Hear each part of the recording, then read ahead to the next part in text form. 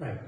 ఢిల్లీ ముఖ్యమంత్రి Arvind కేజ్రీవాల్ని ED arrest చేసినటువంటి నేపథ్యంలో మరి కస్టడీలో తీసుకుంటే, రిమాండ్లో ఉంటే జైలు నుండే పరిపాలన సాగించవచ్చా, జైల్లో ఉంటూ కూడా ముఖ్యమంత్రిగా కొనసాగవచ్చా? చట్టపరంగా అయితే జైలు పాలు అయినప్పుడు, జైల్లో ఉన్నప్పుడు ముఖ్యమంత్రిగా రాజీనామా చేయాలనేటువంటి రూల్ పొజిషన్ ఏదీ లేదు. ముఖ్యమంత్రిగా కొనసాగచ్చు. అయితే జైల్లో ఉంటూ ముఖ్యమంత్రి విధులు నిర్వర్తించడం అనేది ప్రాక్టికల్ గా పాసిబుల్ కాదు. ఎందుకంటే on a daily basis bureaucrats తో అవ్వచ్చు, కౌన్సిల్ ఆఫ్ మినిస్టర్స్ తో అవ్వచ్చు, వేరియస్ రివ్యూ మీటింగ్స్ అనేవి ఉంటూ ఉంటాయి.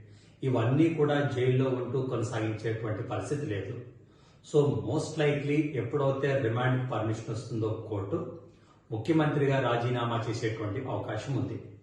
ఒకవేళ ఆప్ నేతలు చెప్తున్నట్లే ముఖ్యమంత్రిగా రాజీనామా చేయకుండా జైల్లో ఉంటూనే ముఖ్యమంత్రిగా కొనసాగుతూ పరిపాలన చేయాలని భావిస్తే, అప్పుడు లెఫ్టినెంట్ గవర్నర్ గారు ఆర్టికల్ 239 ప్రకారం రాష్ట్రపతికి రాజ్యాంగ సంక్షోభం ఏర్పడింది అని సూచించి రాష్ట్రపతి పాలన విధించమని చెప్పి సూచించవచ్చు. అలా ఆ సూచనని రాష్ట్రపతి గారు ఆమోదించినట్లయితే గనక ఢిల్లీలో రాష్ట్రపతి పాలన విధించేటువంటి అవకాశం ఉంది.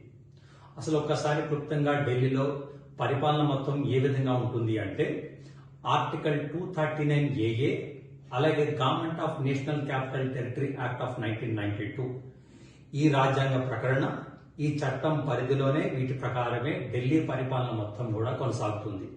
ఒకవేళ ఈ ప్రకటన అలాగే ఈ చట్టం పరిధిలో పరిపాలన గానీ చేసే పరిస్థితి లేకపోతే, ఆర్టికల్ 239 ప్రకారం లెఫ్టినెంట్ గవర్నర్ రాష్ట్రపతికి సూచన చేసి దానికి అనుగుణంగా రాష్ట్రపతి పాలన విధించేటువంటి అవకాశం కూడా ఉంది.